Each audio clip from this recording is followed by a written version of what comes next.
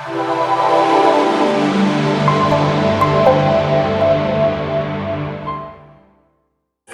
for former WWE superstar Natalie Eva Marie. Come on out, Natalie.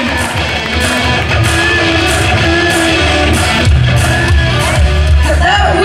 You are like officially the first guest here in San Antonio for the con. So we're like debuting here. Thank you so much. Saturday morning. Yes. I know, listen, you've been in this business a long time, and what always amazes me about people who have been involved with the WWE and Total Divas and everything, you guys are literally jacks of all trades. I feel like you have to be like so physically fit, such a good, artist. You have to move at so many different speeds and keep so many things in your mind. What would you say is the toughest thing about being involved, with the WWE or doing that for a profession? I would have to say, well, first I'm really excited to even be here. So and to meet you and sit down with you. So thank you guys for having me. But I think being in the WWE, by far the hardest thing to handle is the travel. Yeah. Everything else is just kind of like, you fall into it, you learn trial and error for sure, but the travel is insane. Like, we're on the road 290 days out of the year. And people don't realize that, I don't think. I don't think they do.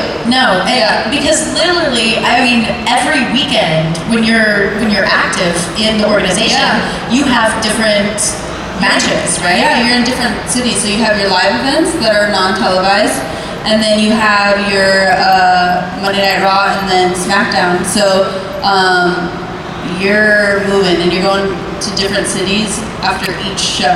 So you hop in your rented car and you drive to the next city. So that's why the travel is brutal, because you're on different time zones and you're in a car for 4 hours to the next city.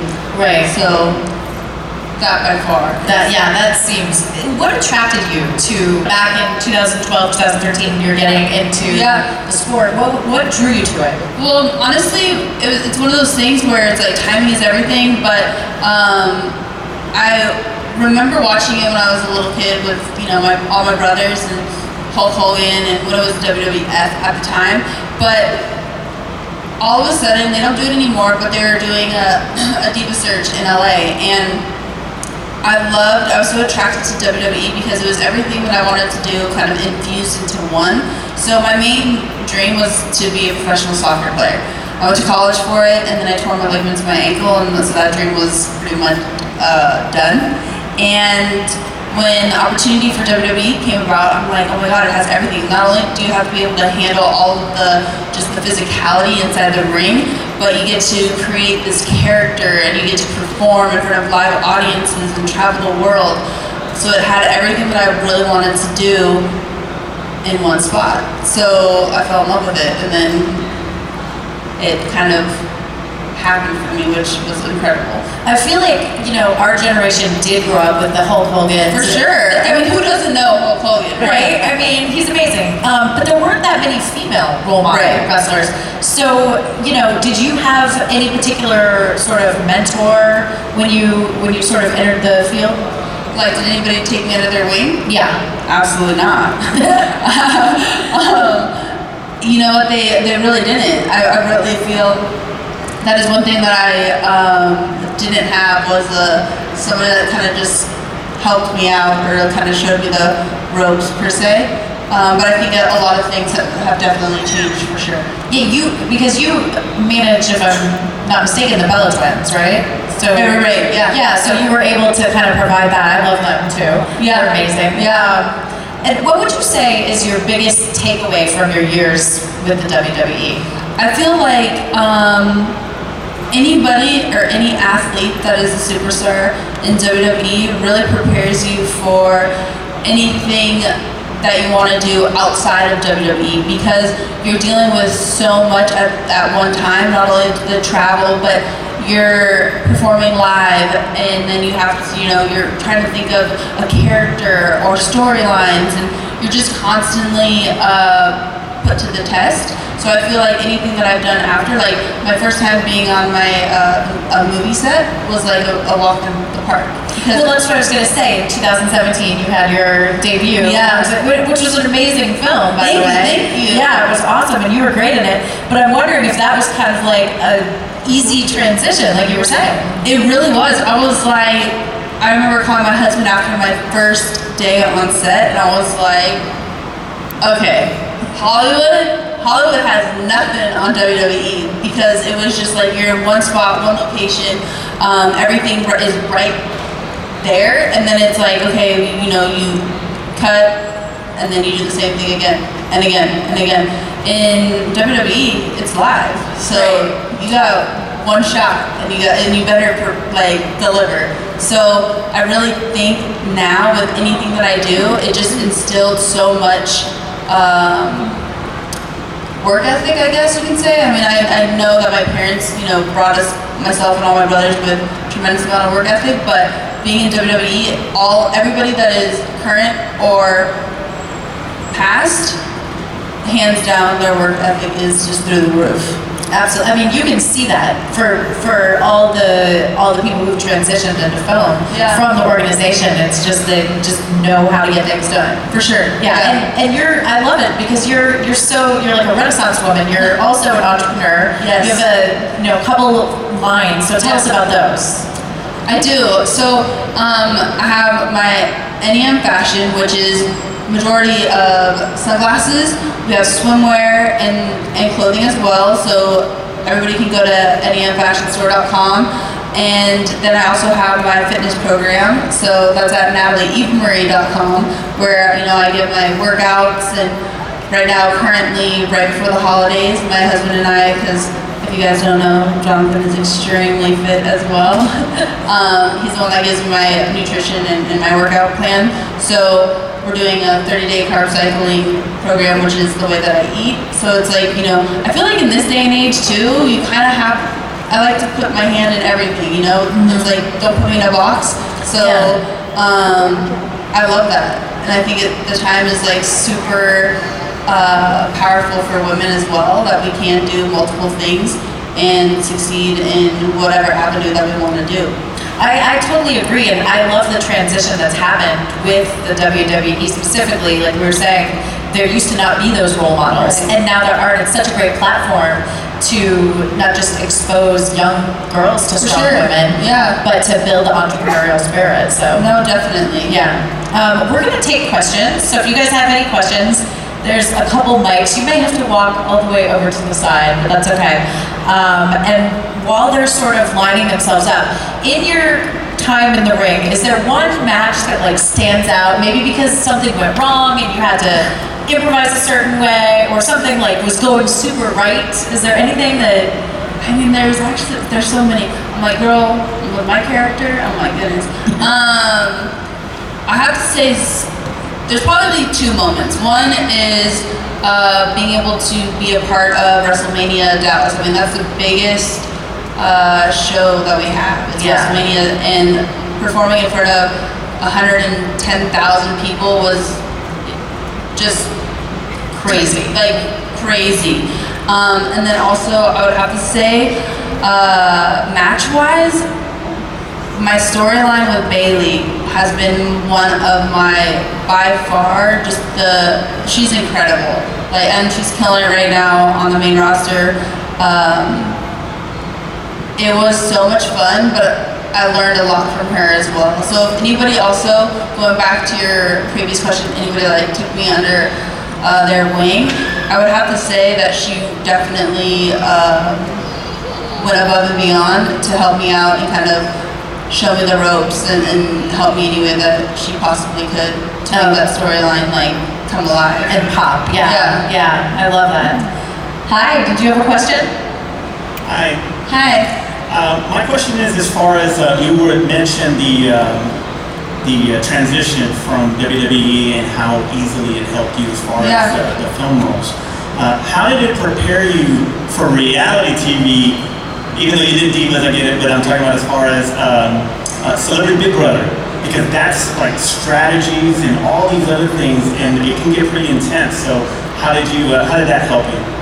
I really feel like in Celebrity Big Brother, I went in probably the most, well, in hindsight, obviously, because it's done with, but I feel like I went in the most prepared because I had worked in WWE as well as Total Divas, and if you're able to bob and weave with all of the personalities that are on the road, because you have to think you're dealing with not only people as themselves, but then also their character too, so it gets all fuzzy, so you're constantly dealing with multiple personalities working in WWE, and then just to be able to handle everything physically is probably the best thing for me. Like, I wish I made it all the way to the finale in Celebrity Big Brother, but I have to say, hands down, being in WWE, probably anybody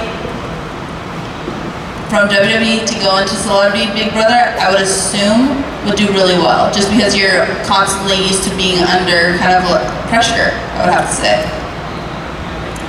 Thank you. Yeah, when you were approached to do Celebrity Big Brother, what were your initial thoughts? Because it's such kind of a weird concept, No, for even sure. though it's been around forever. For sure. I know, it really has. I know, but I love it. At first, I was like, I don't know. And then my husband was like, what do you mean you don't know? Are you kidding me? You're gonna love this. So then I'm like, but are there really cameras like watching you all the time? Obviously, yes, but it's definitely like just a weird experience because we didn't even get to see sunlight. So like in the normal version, it's longer, it's extended, it's 99 days. Okay. And this one is a bit accelerated, so you don't get the yard. Okay. Which means no sunlight, so you're literally confined to In the house. In the house. Oh which my. is insane. So when people wanted to get away from the cameras, what did they do? There's nothing you can do really in There the bathroom? isn't. That's the only spot. The only spot that you can go and have like a kumbaya moment was in the restroom. I'm trying to think anywhere else. Yeah, in the restroom, and also in like anytime we went to go do our personal interviews, but you can't hide out in there. Right. There's, so I would say the bathroom is really your only spot, in the shower. But in the shower, you would still see our heads and our feet. Right. So you can't really. Yeah.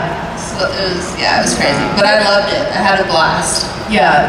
When you mentioned like people having themselves and then their personalities, was that a common strategy, do you think, or begin to break down as the show progressed and act more as themselves? I really think that at the very beginning, I feel, as with everybody, you want to put your best foot forward, but then reality sets in, You're sleeping with people that you don't know, you're tired, you're getting pushed, you have no idea like what's really going on, or are you getting lied to, so people's true kind of,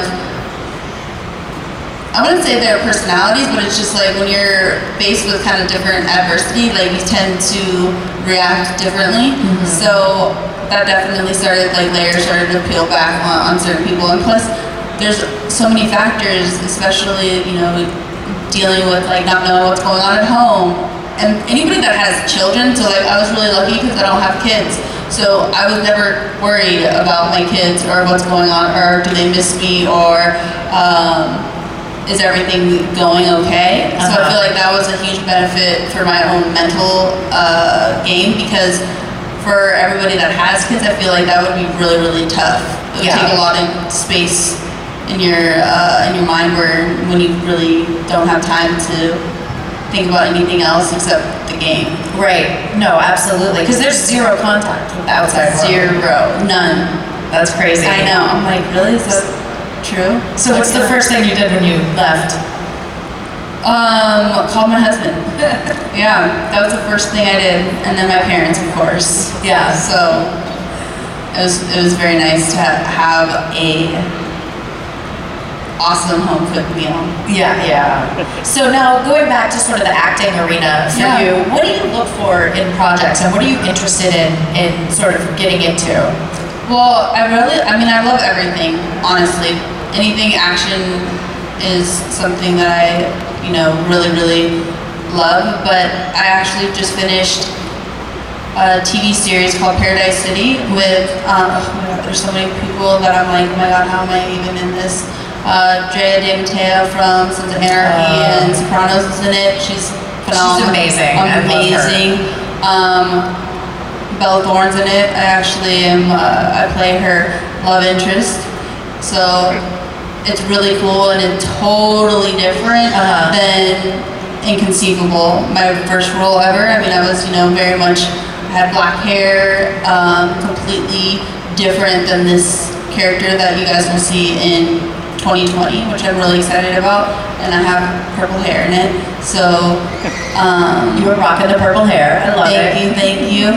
I think, it's just like the story, and that's what WWE also taught me is like everything that, it's really important to have, a beginning, middle, and end, and have it mean something, so that the audience can connect with it and relate to it. So, if anything, that's what I look for when I'm reading scripts and things like that. And that's why I really fell in love with this project, because I think you guys are gonna really love it. It sounds like an amazing. I love Drea, so it's like amazing cast. Yeah, it's incredible. I'm really excited for it. I just did some ADR for it a week and a half ago, so I got to see little bits and pieces of it. So it feels like it's becoming more real. Okay, awesome. Well, you mentioned that you and your husband had a nutrition and workout program online available. What is it what is your sort of a day in the life of Natalie Eva Marie? What do you do physically, and what does your sort of nutrition look like? So, for me, I love to work out. I love to work out just because obviously I want to stay physically fit and be ready to perform, but it also just makes me feel better mentally. Like Jonathan, bless his heart, he knows if I haven't gotten a workout in because his God, you're a little release some of that craziness, please. And so it just helps my whole my mood, my mental state. But it's one of those things where I think, especially being in the WWE, it was the number one question was what's your workout routine and what do you eat? So my favorite workout is anything that's HIIT training, just because I feel like you get the best bang for your buck, I guess you could say. Everyone's busy, so I like to get in there and get after it. So, get my heart rate jacked and then bring it down. Spike it, bring it down. So you're basically sweating bullets immediately, or at least I am. Anybody that follows me on Instagram, you guys already know.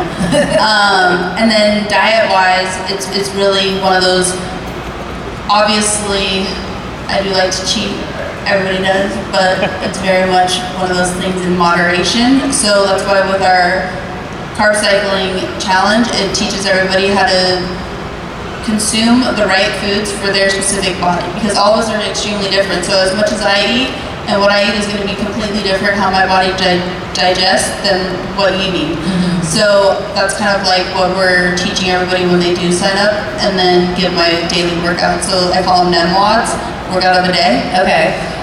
Which are on my site at nataliemarie.com, and you're getting after it exactly what I do on a daily basis. So make it pretty simple for everybody. I'm totally gonna go on. You look amazing. And I feel like, it's good to mix things up. So it is, for sure, yeah. And that's why it was really important to also incorporate workouts for people that they don't have a gym membership. So we have when you sign up for the 30-day carb cycling challenge, you also get my Bikini Body ebook, which is all body weight movement. So for everybody that doesn't have access to a gym, we have you covered. You can That's amazing. Yeah, because I was on the road so much that sometimes a hotel gym only had a treadmill or something like that, So I had to start getting creative, or not me, Jonathan did. So all of the workouts are body weight, so that way you can do them anywhere, in your bedroom, in the backyard, in a hotel room. Wherever you are, there's now absolutely no excuse. I love that. I'm serious. I'm gonna totally do it. So last thing as we wrap things up, obviously everybody here is passionate about you and WWE and your work. What do you geek out about? What do you love? Like, what are some of like, you know, the behind the curtain things that Natalie does? One of my favorite things is being at stuff like this, getting able to like actually meet people that either I see leaving me comments or giving me tweets or sending me DMs or doing my workouts or wearing my sunglasses. This is my favorite. With everything, this is my favorite part of being not only in the WWE but everything else, because without getting to meet every single person, then I don't get to sit on this couch and talk to you. You know, Absolutely. so I think that by far is my favorite. I think that it's really important. You know, a lot of people think that celebrities come to these Comic Cons and they just, you know, do whatever and are kind of isolated, but there's so much interaction. Oh, for sure. Yeah. And don't get me wrong, I'm sure there are some that just come and then, you know, head out.